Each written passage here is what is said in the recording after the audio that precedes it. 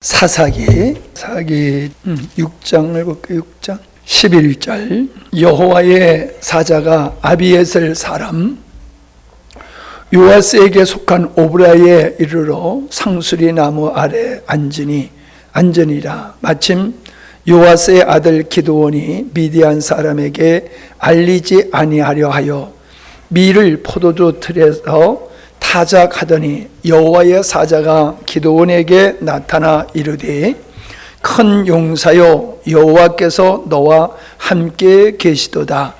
기드온이 그에게 대답하되 나의 주여 여호와께서 우리와 함께 하시면 쭉 내려가서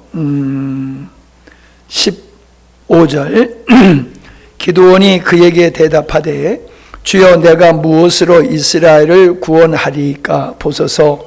나의 집은 므낫세 중에 지극히 약하고 나는 내 집에서 제일 작은 자리이다. 여호와께서 그에게 이르시되 내가 반드시 너와 함께 하리니 네가 미디안 사람 치기를 한 사람을 치듯 하리라. 아멘. 오늘 기드온의 말씀을 가지고 은혜를 나누려고 합니다.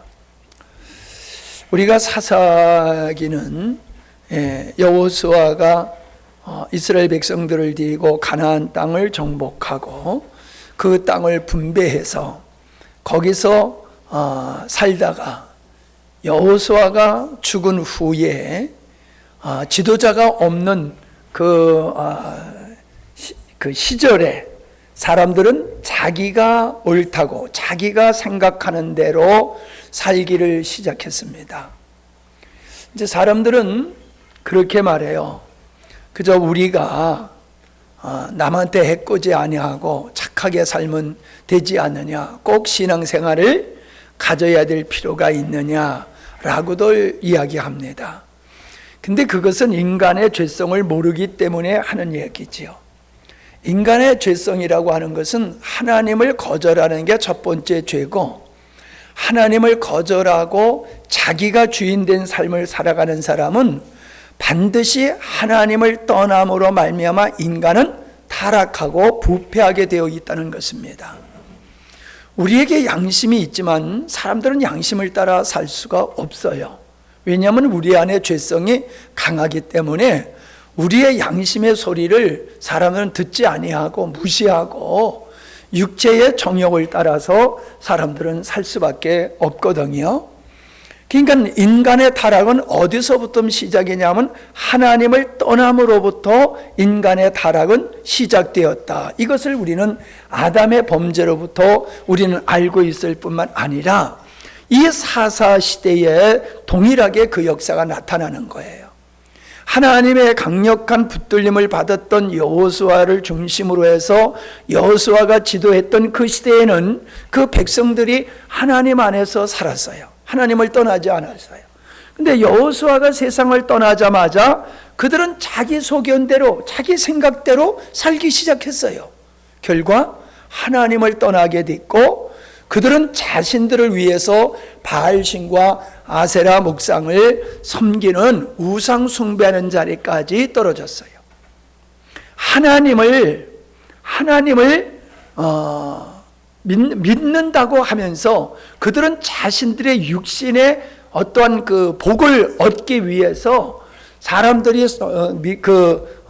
가나안 땅에서 살고 있는 사람들이 섬기는 그 복을 주는 그들이 생각하는 복을 주는 신, 그걸 바알 아세라 목상까지 섬기게 되었다라고 하는 것입니다. 하나님은 그렇게 하나님을 떠나는 자들을 하나님은 결코 그냥 놔두시지 않지요. 사랑하시기 때문에 그들을 징계해서 그들이 돌아오게 하시는 것이 사사기에서 나타나는 내용들입니다. 그들이 고난을 겪게 되면 외침을 받아서 고난을 겪게 되어지면 그들이 하나님을 찾게 되어져요. 그러면 하나님께서 사사를 보내셔가지고 그들을 그 외침으로부터 보호하시고 그들에게 다시 한번 축복의 시간을 주시지요. 그러면 그들이 배부르고 등 따서면 또 하나님을 떠나요. 그래서 하나님은 그들을 또 책찍질하면은, 징계하면 그들이 또 하나님 앞에 회개하고, 회개하면 하나님은 사사를 보내셔서 또 그들을 구원하시고, 이게 사사기에서 400년 동안에 반복되었던 사건을 우리는 잘 알고 있습니다. 자, 오늘 몇 가지를 이 사건을 통해서 우리가 살펴보려고 하는데, 이들이 고난을 당했을 때에 반드시 하나님께 돌아왔었다는 거예요. 그러니까 기드온 시대에는 블레셋 사람들이 이제 이들을 압제하면서 노력을 해 갔던 것을 보게 되어집니다.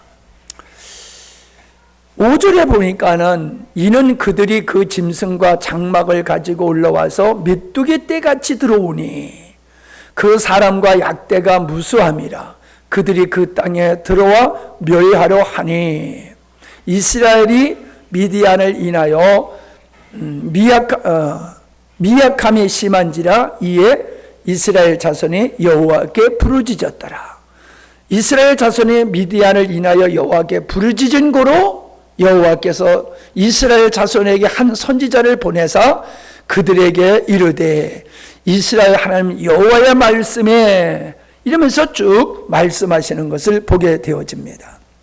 결국 무엇을 말씀하고 있냐면, 내가 너의 조상들을 애굽에서 건져냈지만은 너네들은 나를 버렸다. 그 말씀을 하고 있는 거지요.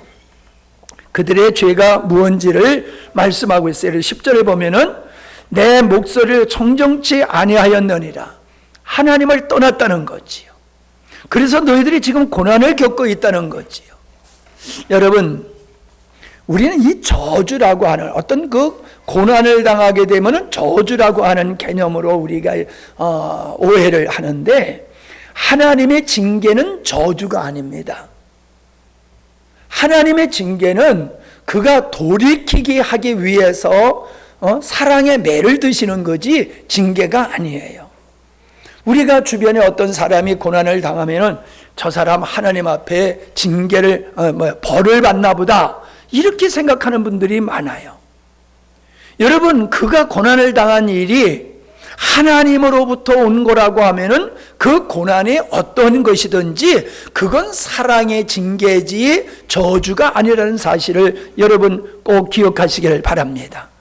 그래서 교회에서 예를 들어서 장로님이 어떤 큰 지난번에 우리가 집회 가려고 했던 교회에 그 새벽에 기도회로 오셨던 장로님이 교통사고로 권사님 그 장로님이 현장에서 돌아가셨어요. 그래가지고 집회가 취소가 됐는데 그 후유증이 지금까지 있다고 그러더라고요. 그게 후유증이 뭐냐 하면은 그 장로님이 기도하러 오다가 교통사고로 죽었기 때문에 이건 저주다, 이런 인식을 가지고 있는 거예요. 여러분, 우리가 실수하면 교통사고 날 수 있는 거예요. 그걸 하나님의 저주라고 생각하면 안 돼요. 하나님이 허락하신 교통사고라고 하면은 그걸 통해서 하나님은 그 교회에, 그 가족에게 어떤 메시지를 하나님이 주시고자 하시는 사랑의 놀라운, 인간이 측량할 수 없는 크고 놀라운 계획이 있는 거예요. 이건 고난을 징계로 보고 사랑으로 봐야지 저주로 보면 안 된다는 거지요. 이스라엘 백성들이 지금 미디안을 통해 가지고 이제 농사만 지면 와서 다 뺏어가는 거예요. 그러니 얼마나 먹고 살기가 힘들겠습니까? 일제시대 때 농사 지면은 일본 사람들이 다 뺏어가고, 공산당들이 남한을 적과 통일하려고 했을 때도 농사 지면은 다 뺏어가고 그렇다는 거예요. 다 논해와가지고 얼마만큼 소출이 날 걸까를 다 계산해가지고 얼마를 바쳐라, 이랬다는 거예요. 그래서 그거를 그 분량만큼을 바쳐야 되는 그런 시간을 보냈다고 우리 부모님들이 그런 말씀을 하는 걸 제가 들었어요. 뺏어가는 거예요, 모든 걸. 보세요. 이 미디안이라고 하는 사람들은 원래 이 땅에서 살고 있었던 사람들인데 그들이 죄악에 관영함으로 말미암아 하나님의 이스라엘 백성들을 회초리로 들어서 그들을 징계하신 거거든요. 심판하신 거거든요. 징계가 아니고 심판하신 거예요. 근데 그들을 멸하라고 하는 심판에 이 이스라엘 백성들은 그냥 이렇게 큰 무리들은 없애고 그냥 폐잔병과 같은 사람들은 그냥 놔뒀다고요. 저것들이 대단한 사람들이 될 건가? 우리에게 위협적인 존재가 안 될 거다. 그렇게 믿고 그냥 놔뒀어요. 하나님 말씀에 순종 안 하고 놔둔 거지요.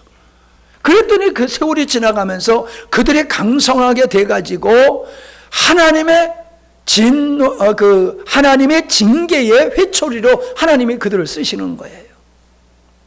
여러분, 우리가 애매하게 고난을 당한다라고 하면요, 그건 우리가 하나님의 말씀에 순종하지 아니함으로 파생되어지는 거지요. 그냥 우연히 고난이 우리에게 닥치는 것은 없어요. 그러므로 여러분이 어떤 고난을 겪는다라고 하면은 자신을 성찰해 봐야 돼요.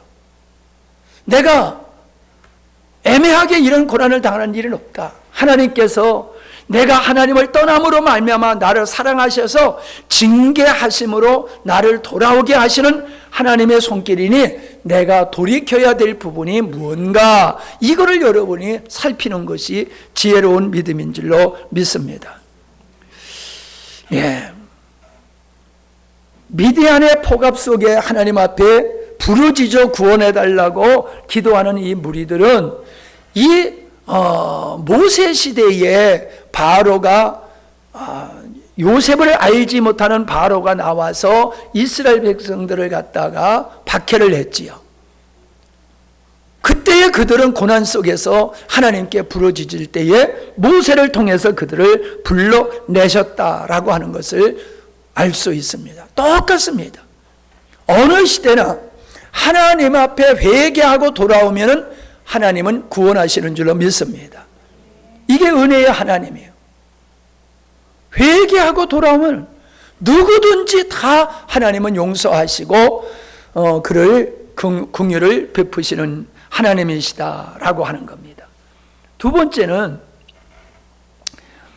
기드온을 향하여서 12절에 뭐라고 말씀하고 있습니까? 큰 용사요, 여호와께서 너와 함께 하시도다 라고 말씀하고 있어요. 큰 용사요. 여러분, 지금 기드온이 어떤 처지에 있습니까? 미디안 사람들이 두려워서 미디안 사람들에게 그 추수한 것을 뺏기지 아니하려고 숨어서 타작을 하고 있어요. 숨어서 타작을 하고 있어요.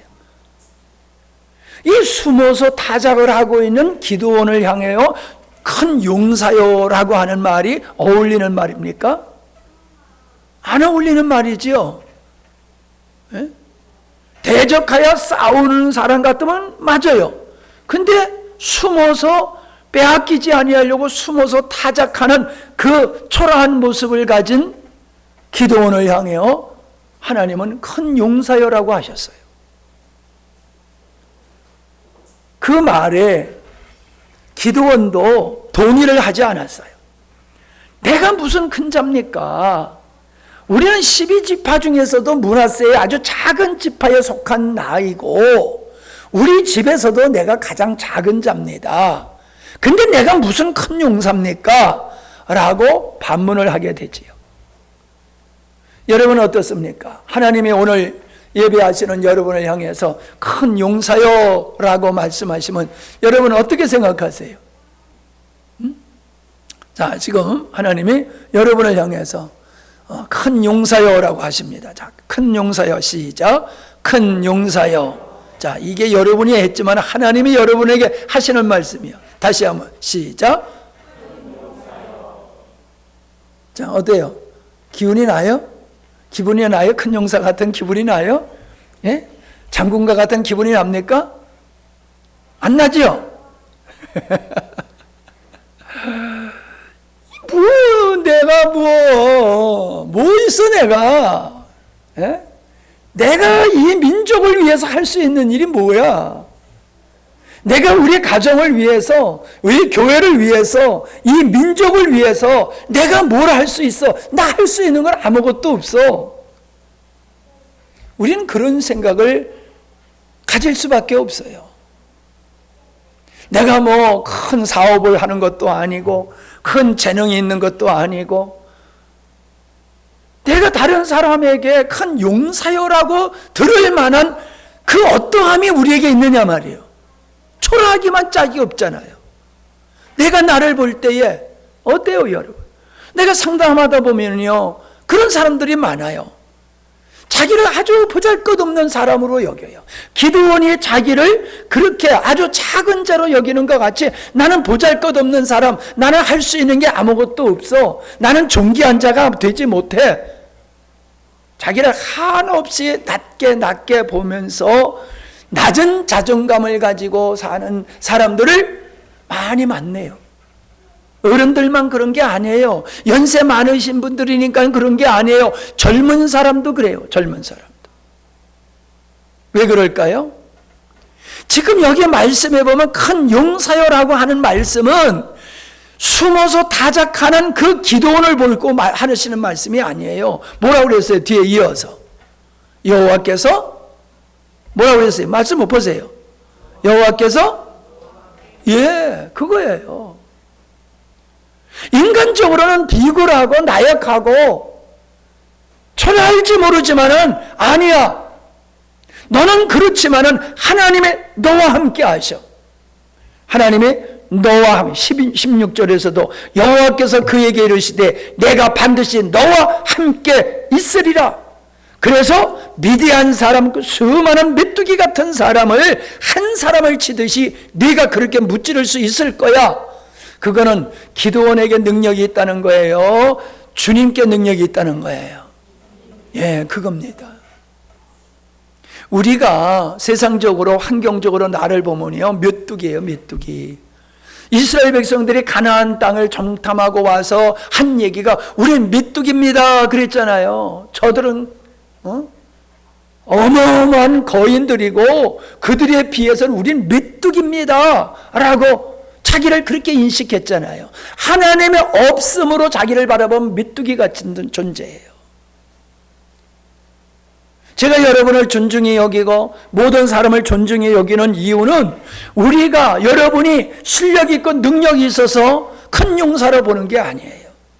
하나님이 여러분과 함께 하시기 때문에 제가 여러분을 존귀하게 여기고 저도 여러분을 큰 용사로 보는 거예요. 지금의 육체의 연약한 모습을 보고 하나님은 큰 용사라고 하는 게 아니에요. 내가 너를 큰 용사로 만들어 쓸 거야. 내가 너와 함께하면 너는 세상에 감당할 수 없는 사람이 되는 거야. 할렐루야. 여러분, 무엇을 바라봅니까? 여호수아와 갈렙과 같이 하나님이 우리와 함께하기 때문에 저들은 우리의 밥이야 라고 말을 할 겁니까? 아니면 저들 앞에 우리는 메뚜기 존재와 같은 인식을 가질 겁니까? 오늘 그리스도인들이 하나님을 믿는다고 하면서 메뚜기 사상을 가지고 산 거예요. 메뚜기. 저는 우리의 밥이야 이게 아니야. 우린 메뚜기야. 그러니까 메뚜기라고 하는 인식을 가지고 사니까는 아무것도 못해요. 시도조차도 안 해요. 시도조차도 안 해요. 여러분은 우리가 전도를 왜 못합니까?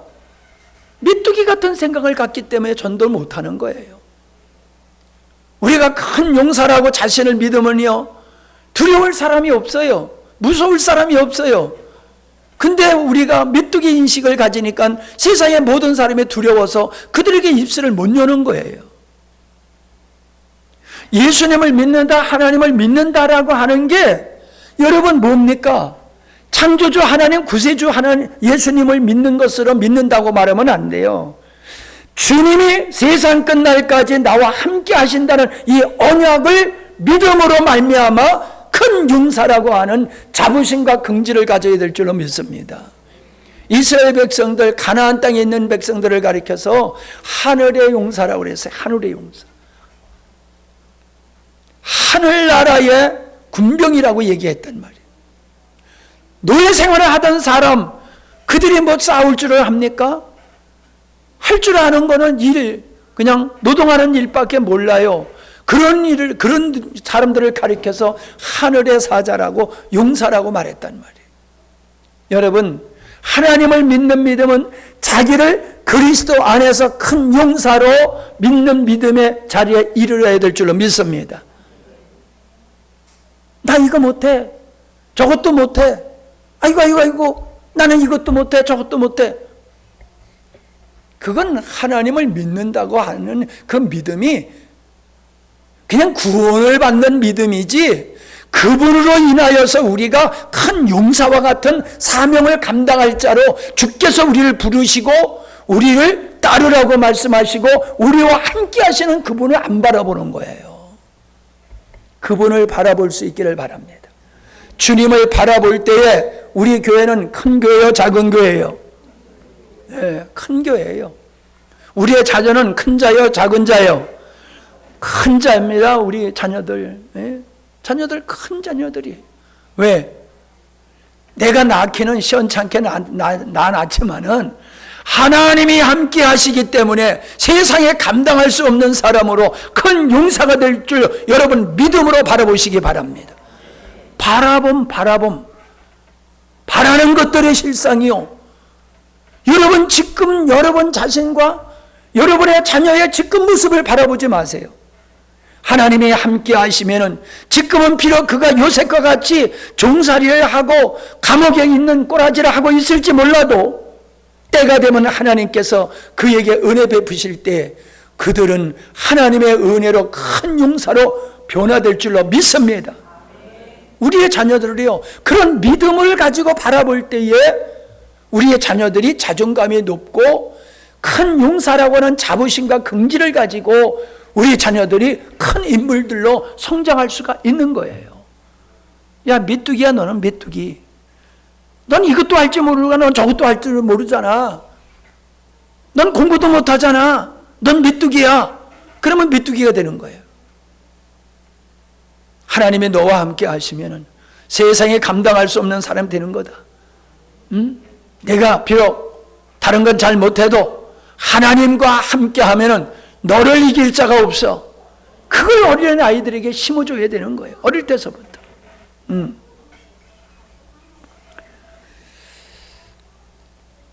다윗도 형제 중에서 막내에 있었잖아요. 작은 자였어요. 하나님은 다윗이 큰 자였을 때 부르신 게 아니라 작은 자였을 때 부르시고, 모세도 큰 자리에 있을 때 부르신 게 아니라 작은 자에 있을 때 부르셔서 그들을 큰 용사로 쓰셨다는 거지요. 여러분, 미디안에 들어오니까는 이제 전쟁을 하기 위해서, 그들을 무찌르기 위해서 군대를 모병을 했잖아요. 싸울 자는 다 나와라. 젊은이들은 다 나와라.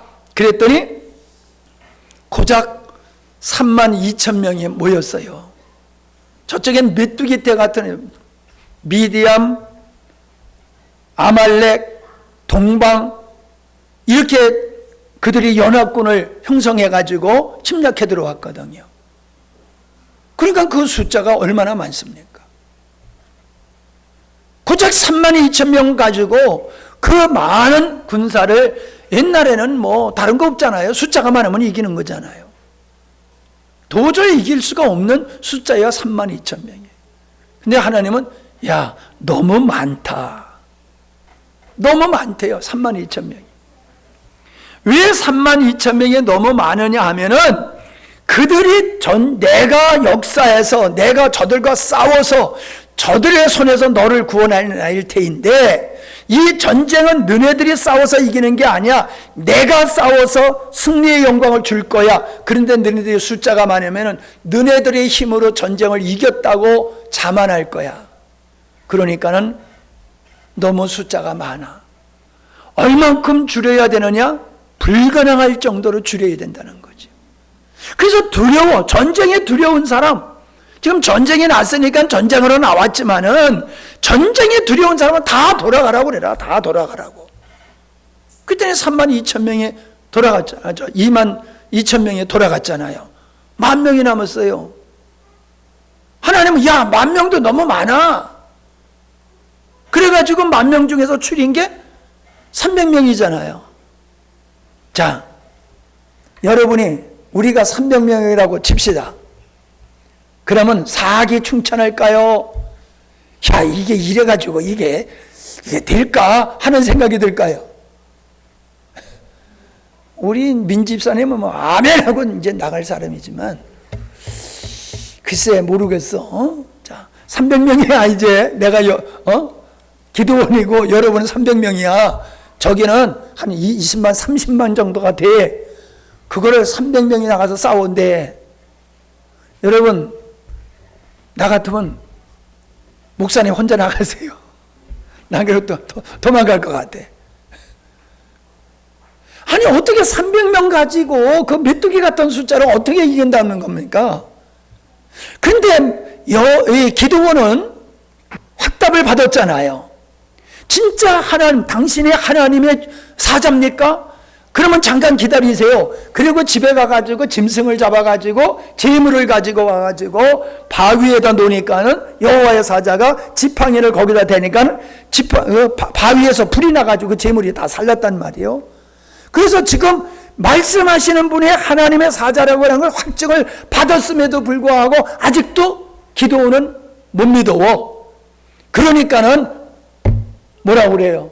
이슬이 내리는데 다른 데는 다 내리고 양털에만 이슬 내리지 않게 해주세요. 그랬단 말이에요. 여러분 생각해 보세요. 비가 오는데 요만큼은 안 올 수 있어요? 이슬이 내리는데 온 천지에 이슬이 내리는데 양털 요만큼만 어떻게 안 내리냐 말이에요. 이건 하나님이 하지 아니하면 불가능한 거란 말이에요. 근데 하나님은 그렇게 하셨어. 온 지면에 이슬이 내렸지만 양털은 뽀송뽀송하게 하셨어. 그래도 기도원이 못 믿겠어. 그래도 못 믿겠어. 그러니까 반대로 이번에는 다른 데는 하나도 안 오고 양털만 오게 이슬이 내리게 해주세요. 그랬다고요. 그랬더니 하나님은 그렇게 하셨어. 그러니까 용기를 가지고 전투하러 가다가 그래도 또 못 믿어. 그래가지고 군사를 데리고 몰래 미디안 진영으로 갔더니 미디안 진영에서 군사들이 꿈 얘기를 해. 야, 내가 꿈을 꿨는데 저 이스라엘 진영에서 그 뭐라 그랬더라? 뭐가 굴러왔다고 그랬더라? 보리떡? 어디 몇 절이야 그게?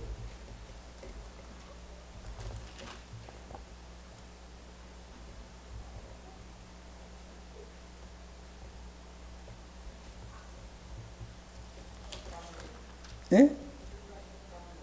7장 13절? 예.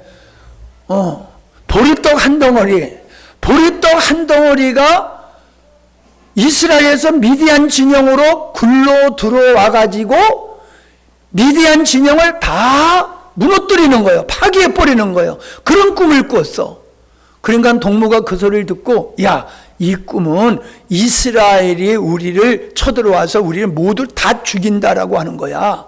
하나님, 이스라엘이실 하나님이 저들과 함께 하셔서 우리를 다 죽일 거야. 그런 꿈 얘기를 하는 걸 들으면서 그때서야 기도원이 하나님이 300명을 가지고 역사하실 거라구나. 그리고 믿고 300명을 데리고 전투회로 나갔잖아요. 전투도 여러분 우리가 알다시피 창과 칼과 방패를 가지고 나가는 게 아니라 항아리에 항아리, 나팔과 항아리야. 항아리 안에다 횃불을 들고 가지고 갑자기 항아리를 깨면서 횃불을 들면서 여호와의 이름, 기도원의 이름을 외치라고 했단 말이에요. 그게 무슨 애들 장난이지 무슨 전쟁입니까? 숫자도 말도 안 될 뿐만 아니라 전략조차도 이게 말이 안 되는 전략을 하나님이 말씀하셨을 때 순종했잖아요. 여러분 그렇게 기드온이 못 믿어서 한 번, 두 번, 세 번, 네 번 확인을 했잖아요. 그리고 어떻게 했어요? 복종한 거예요. 순종, 복종한 거예요. 말도 안 되는 그 전략, 하나님 말씀 앞에 순종한 거예요. 여러분은 어떻게 했냐고요? 이게 우리가 옛날에 기도원 얘기니까 재미있게 그냥 재미있게 기도원 얘기를 듣는 것 같이 그냥 끝나서는 안 돼요. 여러분을 제가 300명의 용사로 믿고 메뚜기 같은 많은 사람과 대적하기 위해서 제가 돌격 앞으로 하는데 그것도 창과 방패가 아니고 항아리 들고 돌격 앞으로 따를 수 있겠어요? 아니 내가 묻잖아요. 따를 수 있겠냐고. 지금 주님은 지금 그걸 물어보시는 거예요. 하나님은 그런 사람을 통해서 지금 일하고 계시는 거예요. 작은 자, 불가능한 숫자를 가지고 하나님은 하시는 거예요. 작은 자지만은 불가능한 환경이지만은 뭐요? 하나님 말씀 앞에 절대로 복종하는 자를 통해요 하나님은 일하신다는 거예요. 절대로 복종. 거긴 반론과 이유가 없어. 절대로 복종. 그렇다고 제가 여러분에게 뭐 그냥 막무가내로 여러분의 형편과 처지를 무시하고 하지는 않습니다. 그런데요, 예를 들어서요, 우리가 이 예배당을 리모델링 할 때도 새로 건축을 하려고 하다 리모델링을 했잖아요. 참 리모델링 하길 잘했지요. 빚을 안 졌잖아요. 근데 다른 교회들 얘기를 듣다 보면요, 건축하는 얘기를 듣다 보면은 화평교회도 그래요. 5천만 원 가지고 시작했어요. 20억 예배당을 5천만 원 가지고 시작했다니까요. 예배당 건축을. 기도원 300명 용사하고 똑같은 거 아니에요? 목사님의 기도원 같지 않아요? 가자 했더니 가자 하고 나섰어요. 그래가지고 지금 장로님 되신 분이 자기 아파트를 팔아가지고요, 그거를 일단 건축원금으로 집어넣고 자기는 사택, 이 교회 그 예배당 진 위에 사택으로 이렇게 저는 그 방으로 들어왔어요. 그렇게 해가지고 시작이 된 거예요. 저쪽에 성산교회 거기는요, 장애자가 모아놓은 돈을 건축 헌금으로 했어요. 그거에 온 성도들이 도전을 받고 예배당을 건축을 했어요. 또 이것도 헌금하라는 설교를 한다고 또 그렇게 또 하라 이거. 나 헌금하라는 얘기 아니요. 이거 오해하지 마세요. 하나님의 일은 환경을 보고 이만큼 됐으니까 할 수 있어요가 아니에요. 하나님의 뜻이면 아멘 하고 돌격하는 거예요. 그러면 하나님이 역사하셔요. 보세요.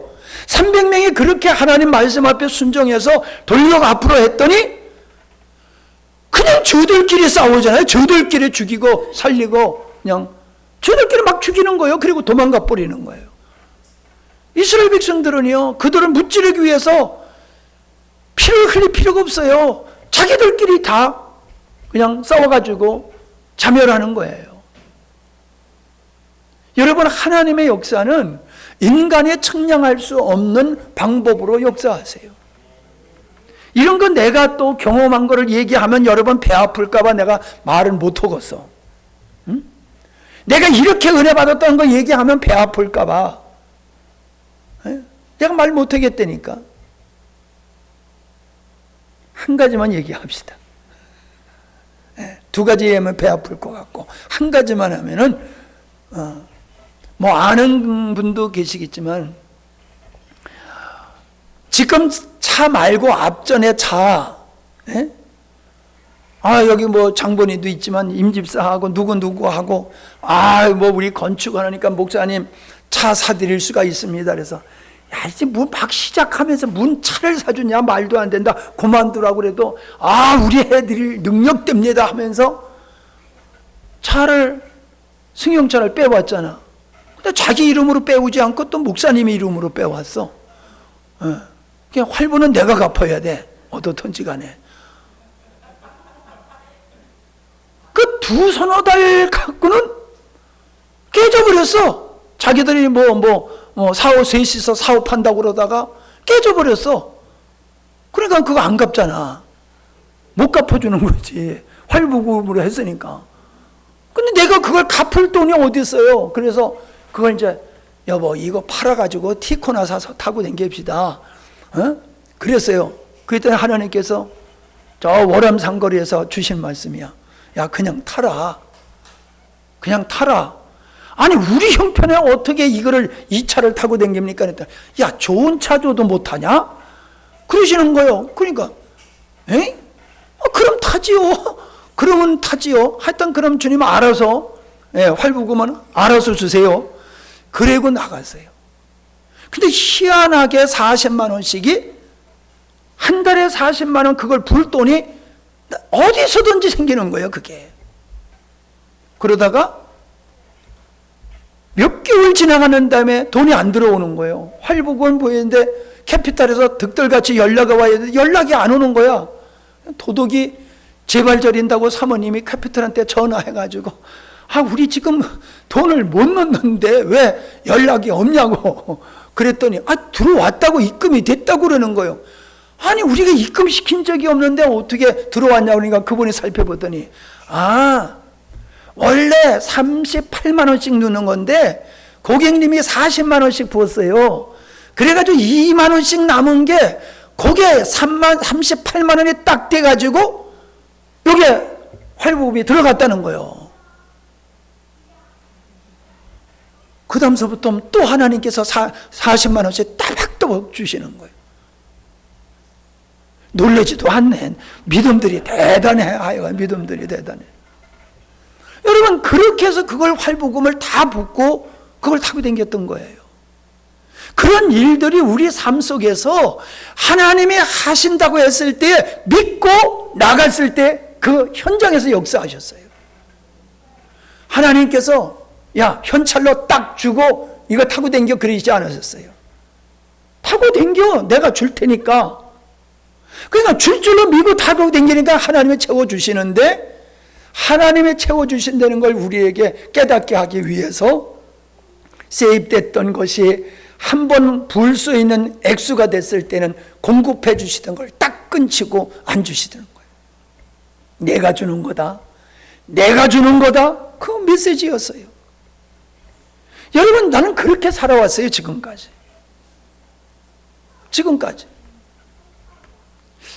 자꾸 얘기하면 배 아파서 진짜 안 돼. 그만해야지. 하나만 더 할까? 이번에 내가 우리 대학생들한테 용돈을 이제 격려금을 줬어요. 한 사람은 적은 거지만 여러 사람이 되니까 나에겐 목돈이 되잖아요. 그냥 감동 줘서 줬어요. 그랬더니 어떤 친구가 와서 100만 원을 주고 가버리더라고. 그러니까 더 남았어. 내가 준 거보다 더 남았어. 놀라지 않는 거 보니까 하여간에 보통 믿음들이야.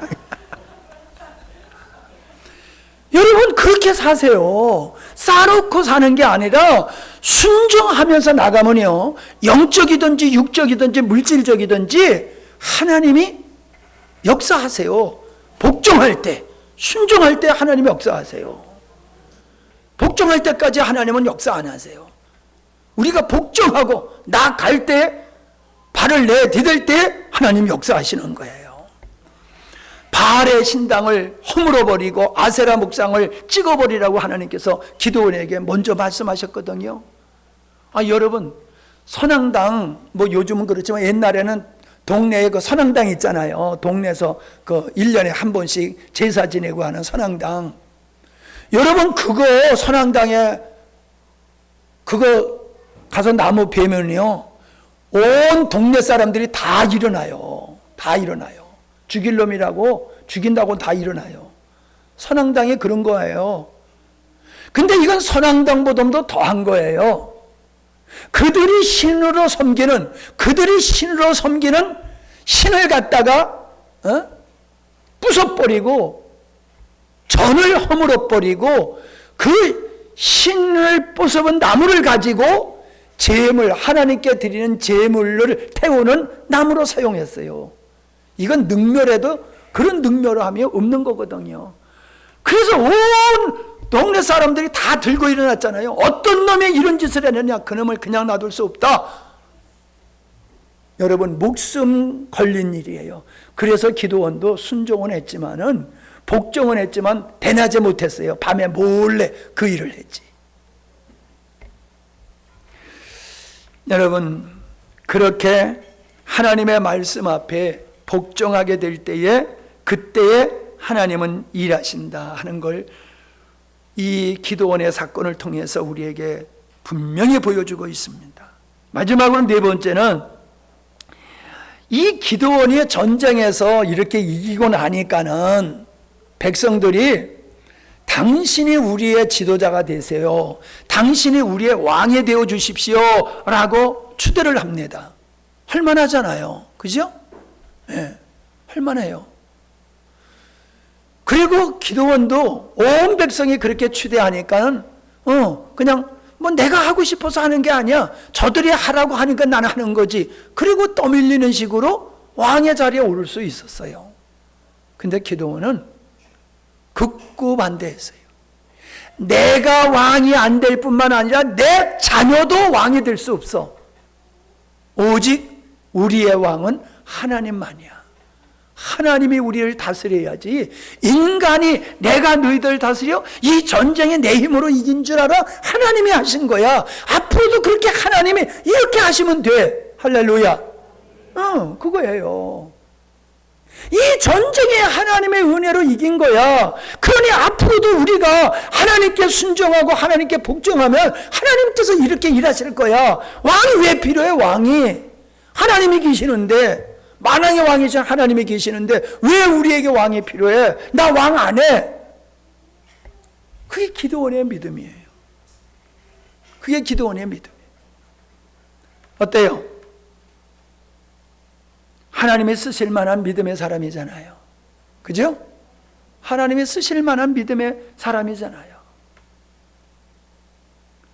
오늘 다시 말씀을 드리지만은, 우리가 하나님을 믿는다라고 하는 것을 그냥 창조주 하나님, 구원주 하나님을 믿는 것을 믿는다라고 하면은 이건 반쪽 믿음이에요. 따르라, 복종, 믿으라 하신 후에 나를 따르라, 복종해라. 우리는 복종하는 데까지 믿음이 가야지 진짜 믿음이지, 복종해야 될 때는 이런 이유 저런 이유 하면서 하나님의 역사를 거절하는 것은 그건 바른 신앙이 아니다. 건강한 신앙이 아니다. 믿어지시면 아멘. 여러분, 지금 여기 앉아 계신 우리가 300명이라고 생각하세요. 기도원에 300명. 보잘것없는 숫자예요. 300명 아주 뭐를 합니까? 우리 자신을 보면 보잘것없어요. 근데 아니에요. 우리 적은 수지만은 우리가 하나님의 손에 붙들림을 받고 기도원과 300명과 같이 복종하고 왕하라고 해도 안 하면서 하나님만 의지하는 믿음을 우리가 갖는다라고 하면은 우리의 자녀들의 큰 용사가 될 것이며, 여러분의 큰 용사가 될 것이며, 우리 교회가 큰 용사가 될 줄로 믿습니다. 주영이 큰 용사 될기야 안 될기야? 에? 힘들지? 나도 힘들어. 오늘 김장 가느라고 하루 종일 그냥 꽃갱이질 해가지고 나도 죽겠어. 가위질이 훨씬 쉬워. 꽃갱이질을 하는 것보다.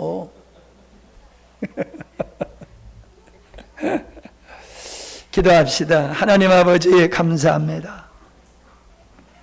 믿음의 선진들이 우리에게 보여주신 그 신앙의 발자취 속에서 하나님을 알아갈 수 있는 지혜를 주시고 그 영광을 우리가 누리며 살 수 있도록 이끌어 주심을 감사합니다. 하나님은 많은 사람을 원치 아니하시고 믿음에 적은 사람을 쓰시고 복종에 적은 사람을 통해서 하나님은 당신이 계획하신 바를 뜻을 이루어 가시는 줄로 믿습니다.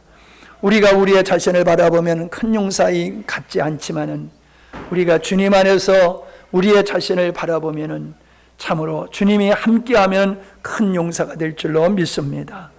우리에게 그런 믿음으로 전진케 하여 주시옵소서. 예수님의 이름으로 기도하옵나이다. 아멘.